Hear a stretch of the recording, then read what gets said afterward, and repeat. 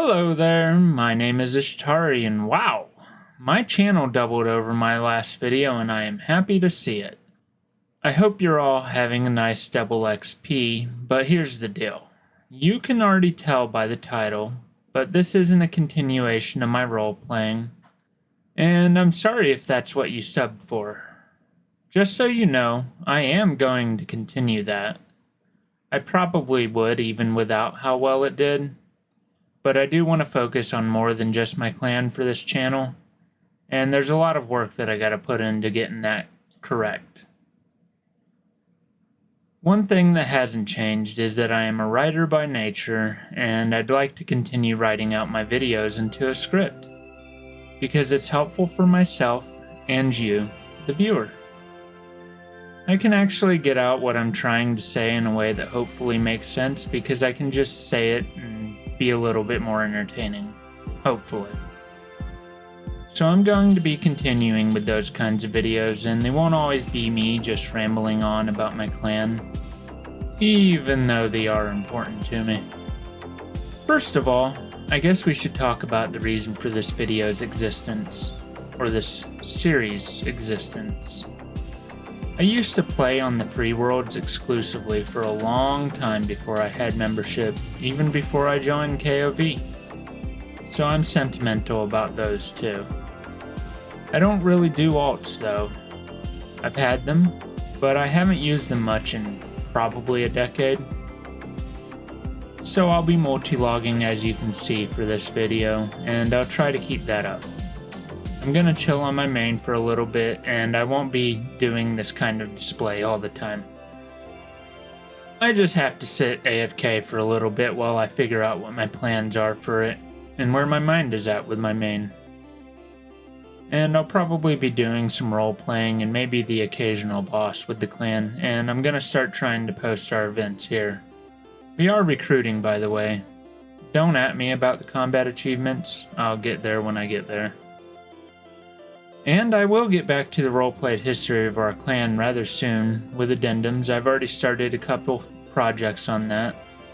In the meantime though, I'll be starting a free-to-play character, and making it into a deep dive guide of sorts. Remember what I said earlier about just playing the game? Yeah, that's just kind of how my game experience always has been, still is today. I've never caught the efficiency bug really. Don't get me wrong, there are times when I just grind hard because I'm trying to move a mountain, but, you know, that's not really me. For example, I care so little about the double XP that's currently happening that I forgot about it until a day or two before it started. Honestly, they move way too quickly for me, but, you know, I can't do anything about that, except complain.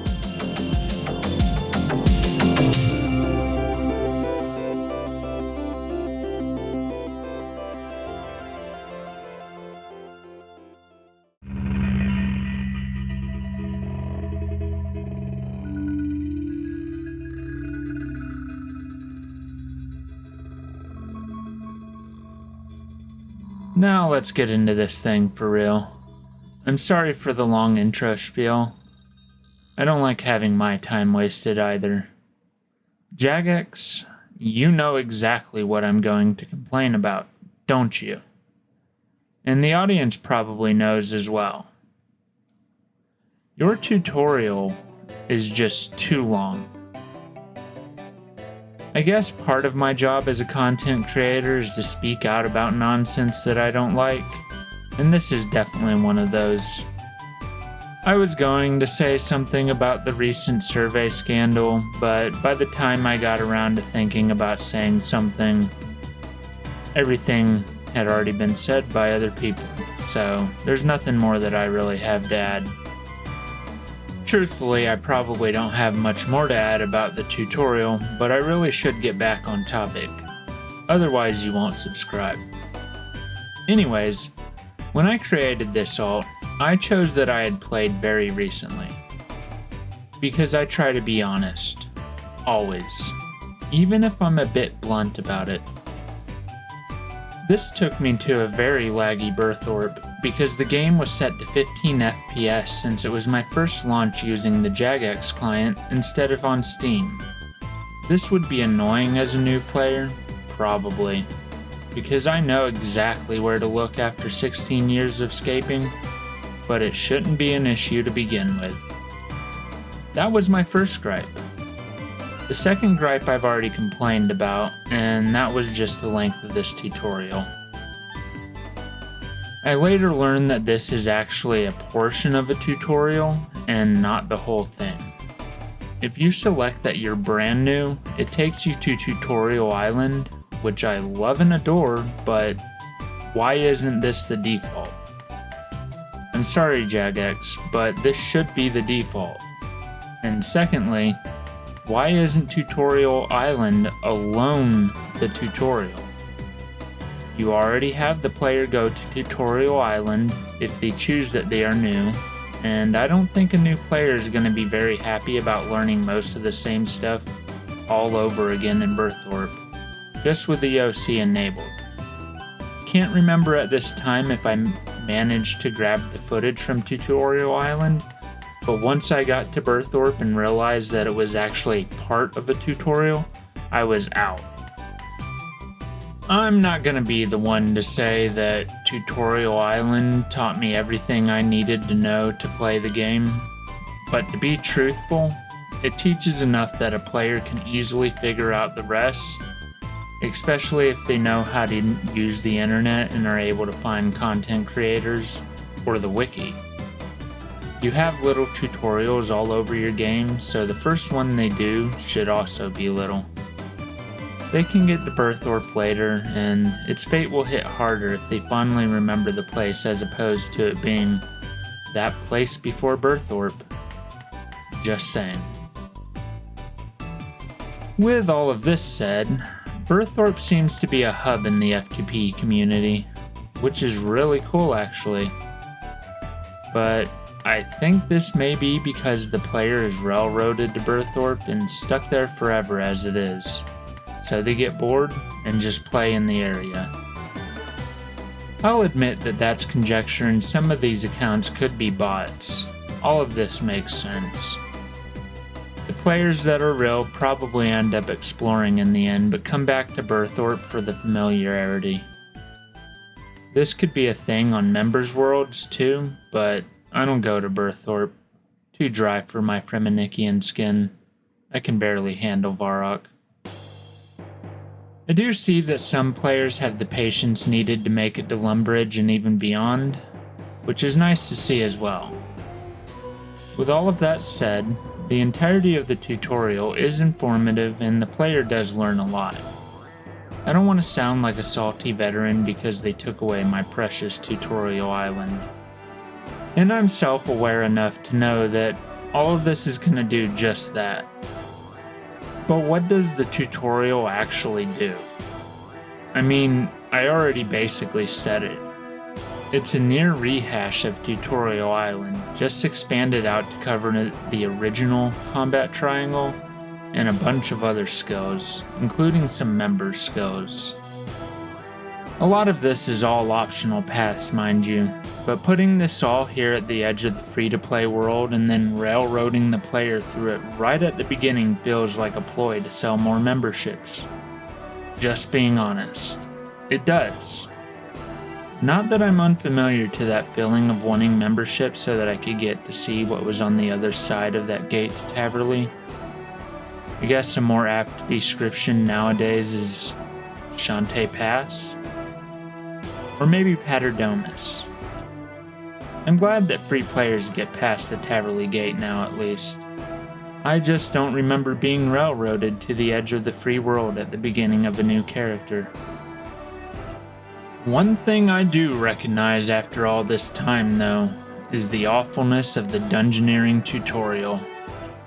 This was an optional path that I took because it came up at around the same time as Lumbridge did, and I thought I'd do it first. Not sure that a new player would necessarily, but I did. The original tutorial was really bad then, and the path that starts you on it isn't much better now.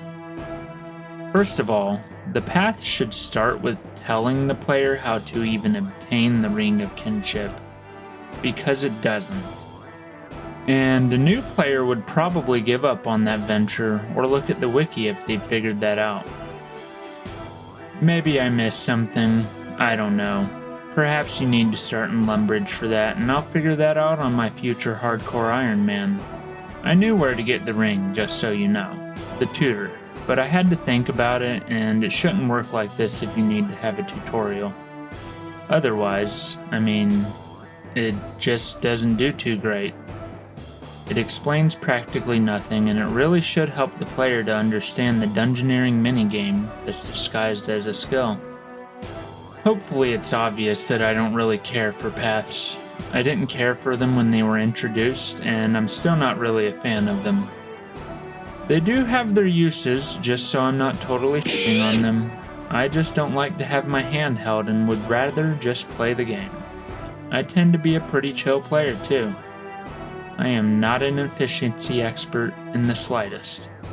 So do not take the path that I've chosen if you care about that, because I am just playing the game and telling you how to do everything in the free-to-play world, outside of the tutorial and maybe dungeoneering. We'll see on that last part. I really can't stand the skill, and I hope I don't regret saying everything in time.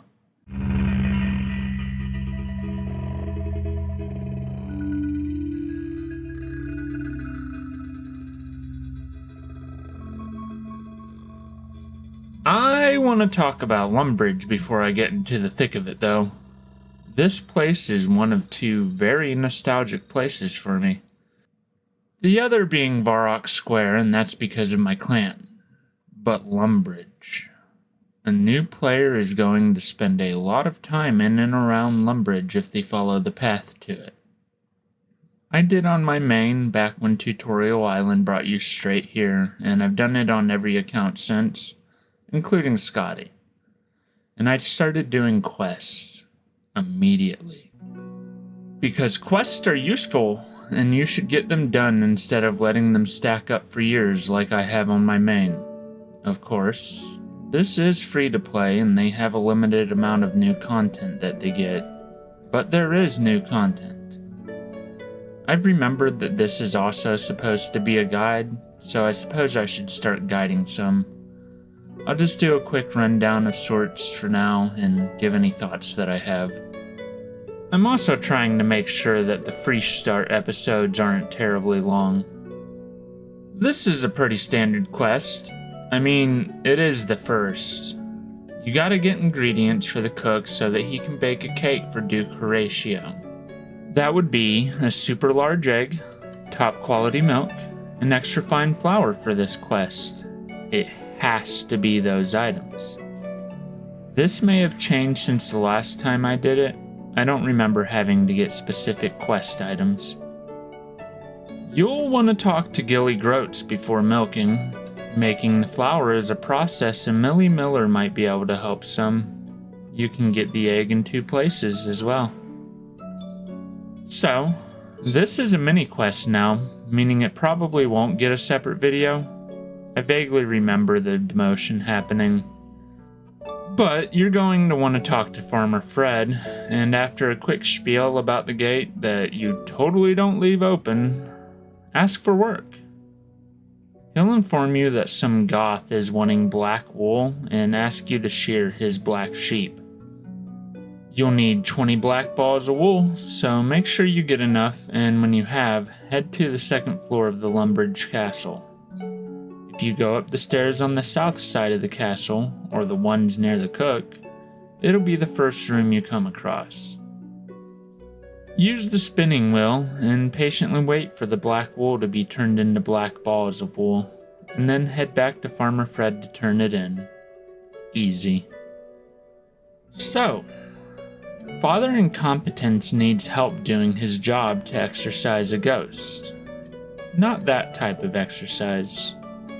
That type of exercise. He'll send you to Father Solitude, who is a ghost expert. You can mess with him if you want to, but I'm just going to talk with the mad lad and he'll not do it anyways because he's meditating. He will give a ghost speak amulet and tell us what needs to be done though. there's a coffin that needs to be opened to talk to this ghost. So once you do that, he lets you know that he's hanging about because he lost his head. The one on his body, of course. And when you find this head, it seems to me like the person who took it from him wants ours as well. Smack the wannabe lich around and reattach the ghost head to his physical body. Quest complete.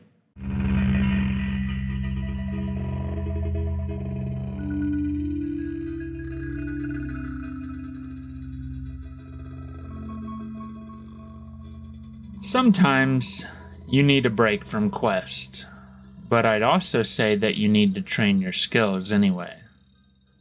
I wouldn't worry too much about training them all right now. I'd primarily worry about combat in case you plan on venturing out to explore. Just melee is fine for now. And of course securing food. I'm not getting to the exploration quite yet, but that's because I'm trying to get as much done in Lumbridge as I reasonably can before I do, and then move on to other places. Probably Varrock. No on the achievement diaries, though I may circle back later on. The ring isn't as cool thanks to lodestones, but it's still useful. I'm wanting to record and document everything that I can, so I'll get to it.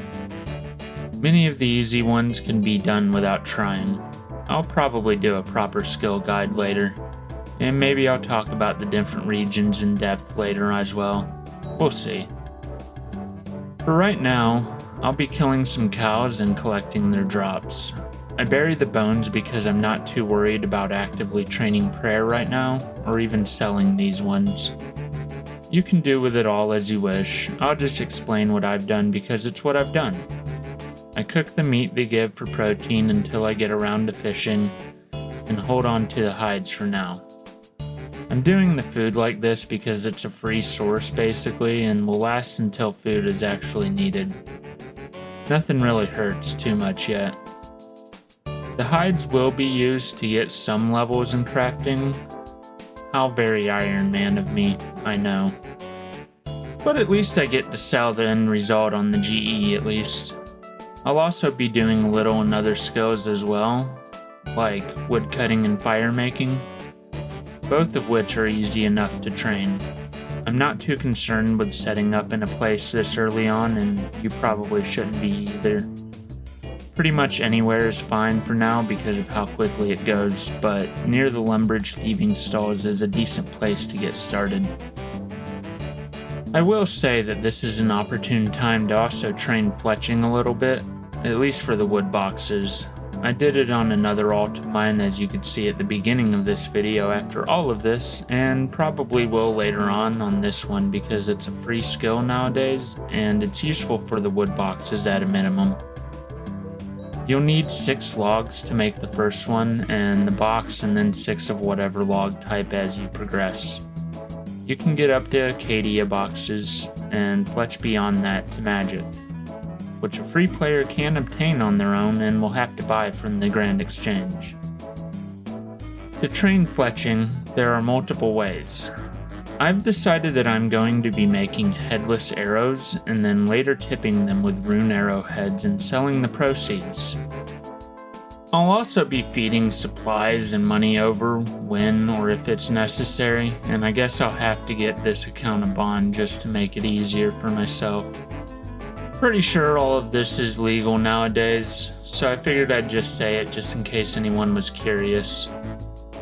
Arrows and bolts are typically seen as the fastest method, but they can also burn a hole in the money pouch if you're buying everything. Stick to bows if that's what you're going to do, and just be observant about the cost to profit. Buying feathers should be fine for this. And I understand that fire lines are intuitive as hell, but you can do bonfires. They offer extra experience if you're doing it with others, up to a cap of 5 people, and it's AFK-able. I know this concept isn't presented to the players, and it's a problem even in members' worlds, so I figured I'd at least say something. Also did a little mining and smithing to make my armor later. You don't really need new armor at this point, but I'm going to make arrowheads for my fletching later too, so it's time to train it up. Another thing, get level 5 agility and start using Surge. Get the hang of it. It is a useful mechanic, and even I know that. Let's get back to questing.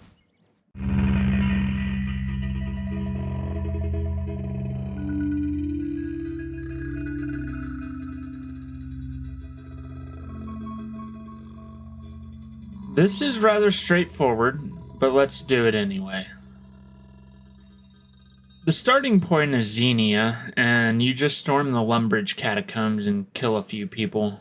So I'd suggest starting with melee gear, because the first guy is a ranger, and then picking up all of the weapons that are dropped as you go through. Again, this could probably be reworked to be better and more effective at teaching the lessons it's trying to teach, because this introduces you to the combat triangle, which is why the second part of the tutorial, Birthorpe, is so unnecessary. Mind you, you can get through this and not follow the combat triangle, but that is its purpose, and the Birthorpe tutorial spent the bulk of it on just this.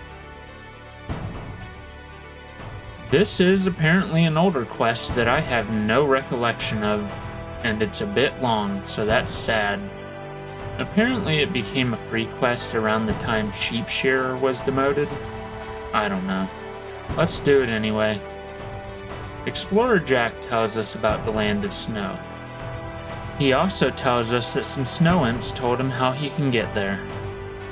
This used to be a Christmas quest originally, if this all sounds somewhat familiar. Violet's questline also touches on the Land of Snow through Yeti Town, but I haven't done that quite yet, so shh. When he's done, head to the second floor of the Wizard's Tower. You can walk or teleport if you have it, and talk to Isidore. Inform him of your conversation with Jack, and he'll send you away.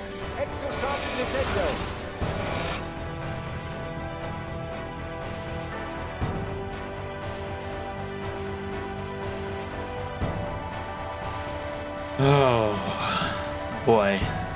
I've struggled with how to do this maze part for the video because I don't really want to just say the direction that you need to go, and don't really know what else I could say. I could ramble, of course, but that's distracting, so I'll just let it play and put directions on the screen as we make our way through this. I will not be doing the paintings as I make my way through this cave for those who know. Maybe I'll come back later, but one of those skills is a member's skill only, and for the other two I don't actually have the levels yet, so maybe I'll come back later.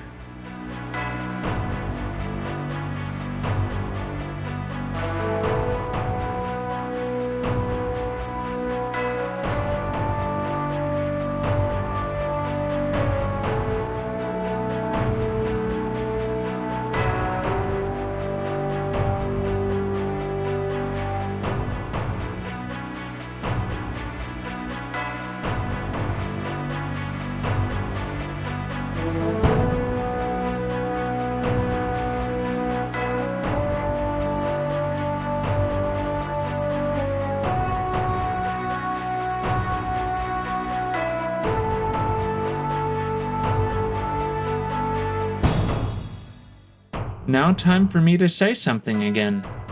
You're going to want to go into the next room right away. We need to move those blocks, but can't until the Yeti yells at us. So again, I'll just shut up for a bit and move those blocks.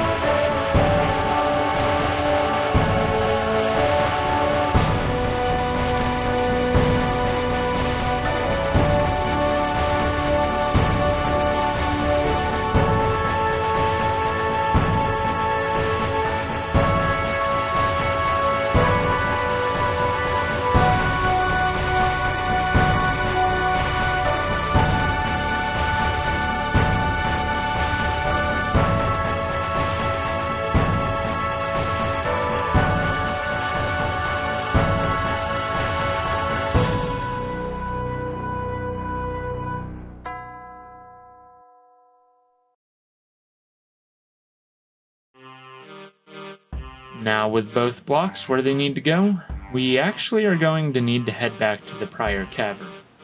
And then we'll need to get to that platform, which takes us back to the cavern we just left. On the walkway that we shoved those ice blocks to. If you're trying to get all of the paintings while you're here, the last one is here, but I'm just going to keep pushing through the quest for now. Squeeze through the crevice and it brings you back to the Yeti, but this time we're above them. Explore this area of the wall, which is one of the paintings from before, but this one doesn't give us experience and it's for the quest, so it does inform you on how to take care of the Yeti. You'll want to scream into the pipe and it will get the Yeti so scared that he faints. Somehow. Now we need to get back to the Yeti, so go back through the crevice, across the ice platform, and through the other crevice. A simple west, southeast, and then east twice will get you there. Pick up the stones, and then exit the Yeti room. We're going to exit the cavern as well now, which you can do by right-clicking the archway once you get to the prior room, and then select Exit Cavern. You can also try to get out yourself if you want the challenge. Either way, you'll be confronted by 3 snow imps. Benny, Marius, and Marvin, who reveal that those stones are actually frozen Yeti poop. They were pranking Explorer Jack, and they offer to enchant the dung so that it will only thaw when it's handed off, and it will allow us to teleport too. So do that, and make your way back to Jack. You can either tell him about the prank, or let him discover it for himself. Either way, he seems to be okay with it in the end, and that's the quest complete.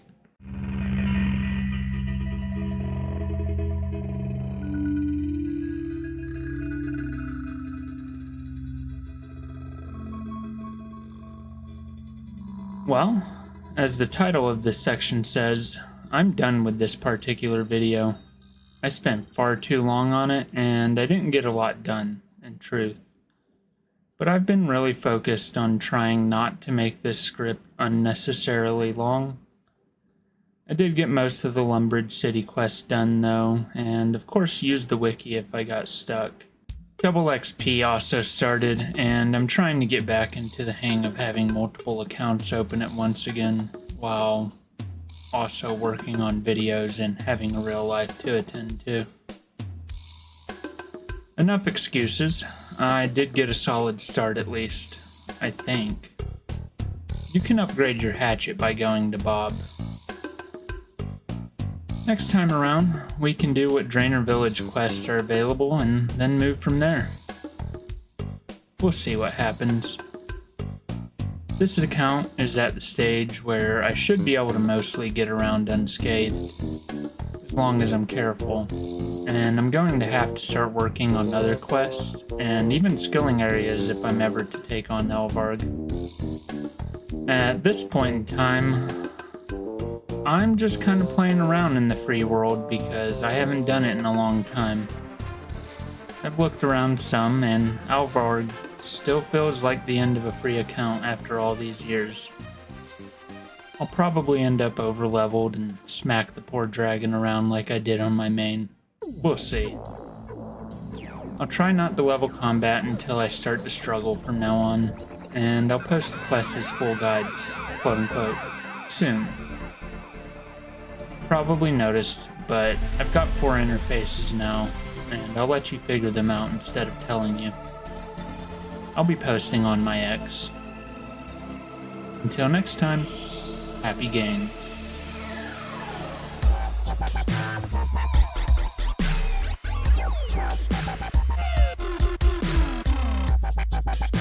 Bye, have a great time.